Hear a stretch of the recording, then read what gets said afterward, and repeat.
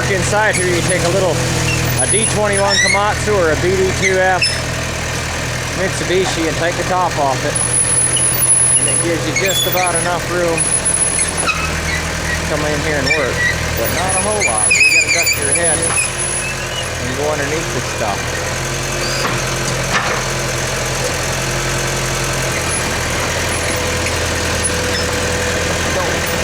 Come close.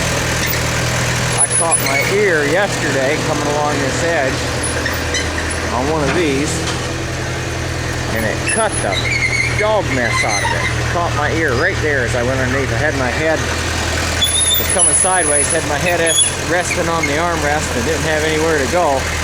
And before I knew it, it cut the crap out of it. But that's the way it goes, I guess.